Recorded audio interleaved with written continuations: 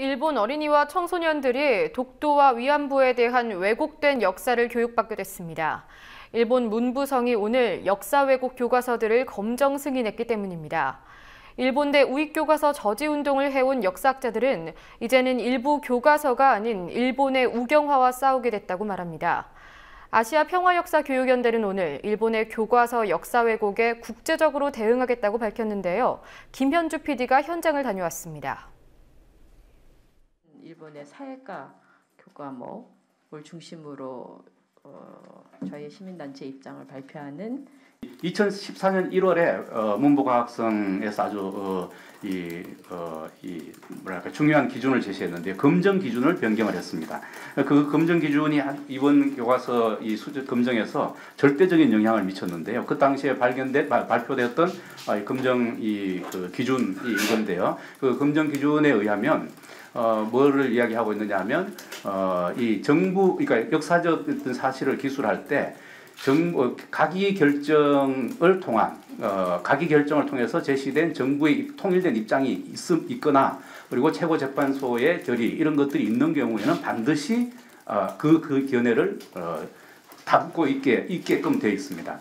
그 결과 어떤 결과가 발생했느냐 하면 1905년에 1월 달에 독도를 시마네현에 편입할 때 가기 결정이 있었습니다. 그래서 거의 대부분의 교과서가 그 가기 결정에 의한 편입이라는 내용을 교과서에 쓰고 있습니다. 영토 문제는 북방 영토가 있고 센카쿠 영토 문제가 있는데 독도 문제를 오히려 한 페이지에 배치를 하고요. 중세로부터 에도 시대로부터 어업 활동을 했다는 거, 그 다음에 19세기에 와서는 어업 활동이 확대됐다는 거, 그리고 가기 결정에 의해서 편입했다는 거. 한국이 평화선을 이승만 라인을 그어서 이것을 이제 불법으로 점거하기 시작했다는 거.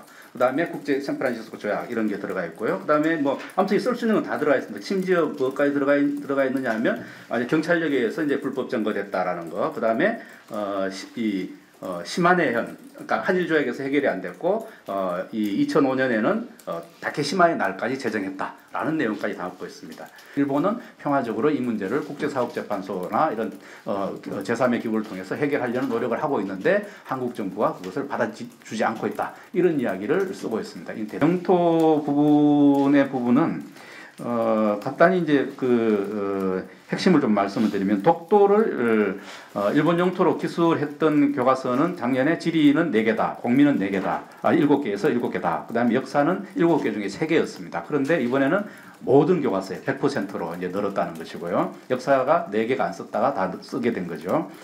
그다음에 불법 점거하고 있다. 이 논리가 이제 대폭 늘어났는데요. 이 불법 점거하고 있는 것은 지난번 교과서에서는 18개 중에 4개만이 기술했습니다. 4개만 기술했는데 지금은 18개 중에 13개가 기술하고 있습니다. 이거는 2배가 아니라 3배 이상 늘은 거죠. 이런 기술이 지금 확대되고 있다는 것이고요.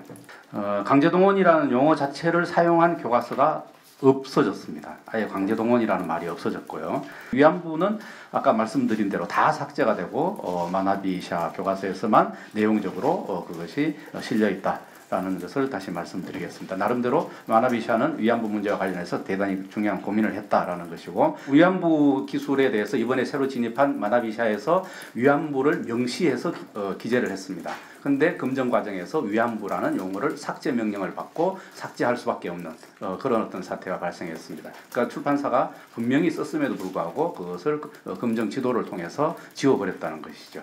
이 정부의 어떤 정책이 그대로 관철된 교과서들이 검정을 통과했다. 이렇게 보겠습니다. 아베 총리가 주장하고 있는 자유권, 집단적 자유권이라든지 그다음에 위안부 문제에 강제성이 없다는 주장이라든지 자위대가 군으로서 국제 공조를 확장시켜야 된다는 이런 것들이 교과서 전반에 지금 침투했다는 것이고요. 과거에는 교과서 이쿠샤, 지우사, 그전에는 푸슈샤가 되고 그 채택률 저지가 중요한 교과서 운동의 축을 이루고 있었는데 이제 교과서 전체가 나빠졌다고 할까?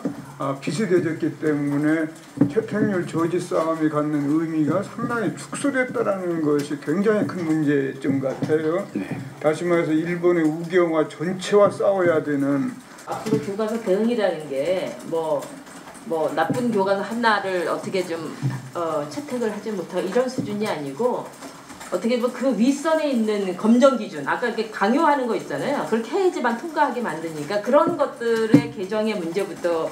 과거에는 교과서 이쿠샤